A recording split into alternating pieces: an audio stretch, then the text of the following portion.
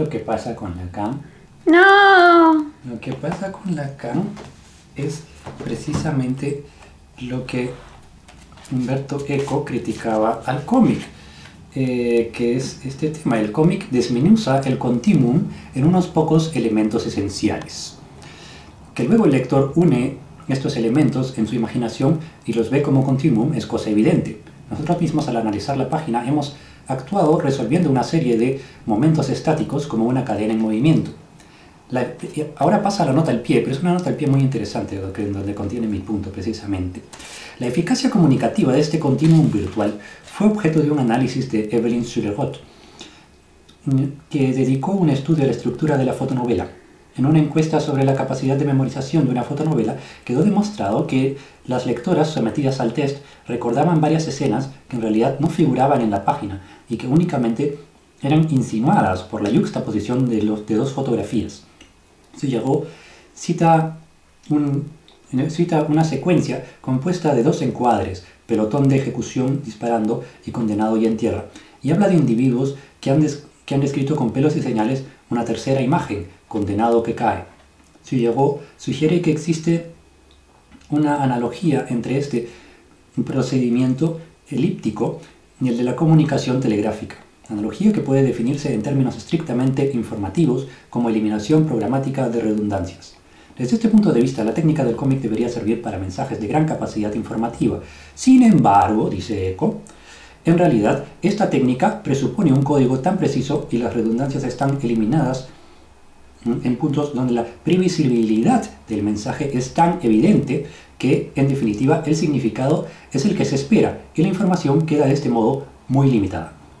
En otros términos, la redundancia del mensaje es reducida en cuanto a la estructura interna y por eso tiene cierto poder informativo desde el punto de vista en un análisis matemático de la información, pero es banal desde el punto de vista de la comunicación, relación entre estructura del mensaje y conocimientos que ya posee el receptor, etc.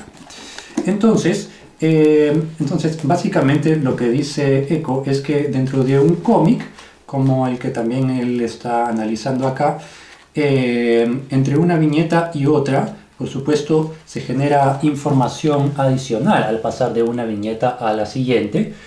Sin embargo, la información que se puede generar entre las dos, según Eco, es siempre banal. En parte eso también tiene que ver, por supuesto, porque su libro de entrada parte de la premisa de que está analizando un medio banal, un medio masivo como es el cómic, ¿no?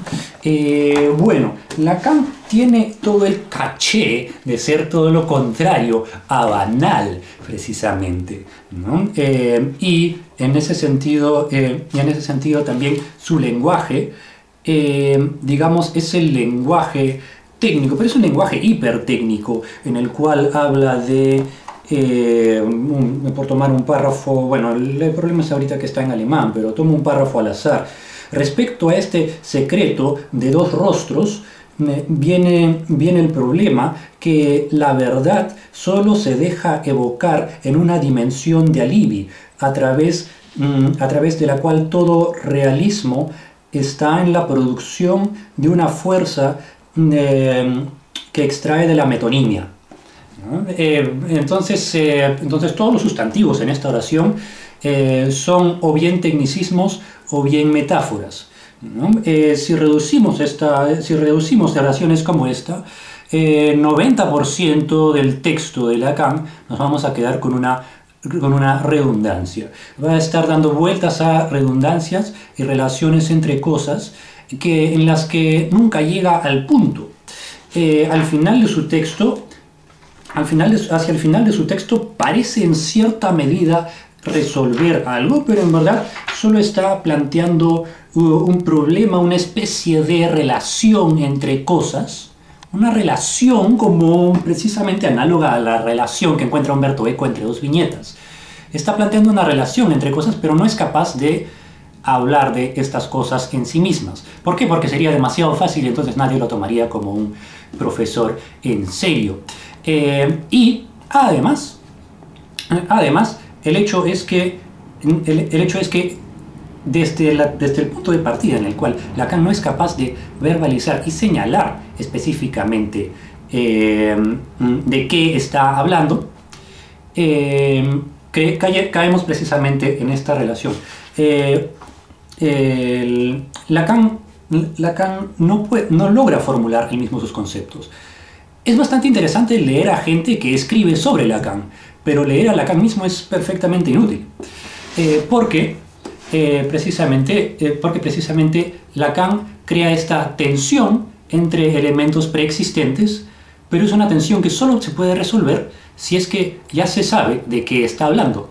Entonces es una redundancia en la cual la intervención de Lacan es en el fondo tautológica y banal. Respecto al cómic, por cierto, hay que señalar lo contrario, ¿no? Lo contrario a lo que estaba suponiendo Eco, que ahora solo estábamos tomando como punto de referencia, ¿no?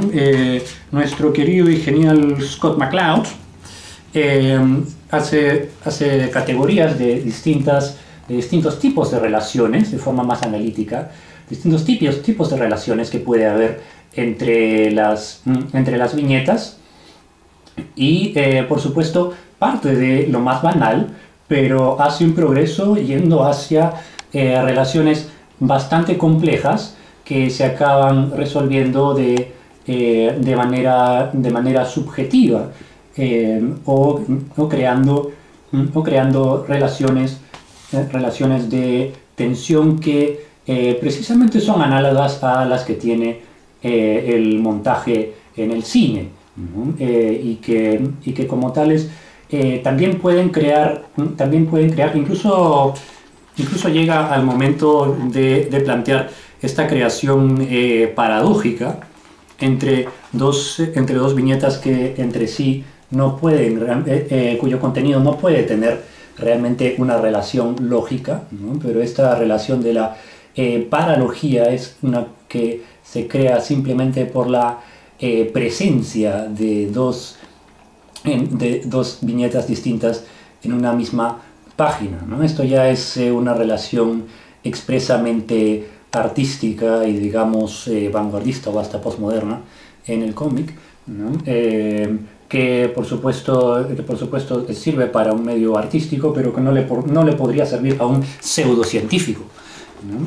Como lo es Lacan, que por otra parte entonces se queda en este nivel de lo banal.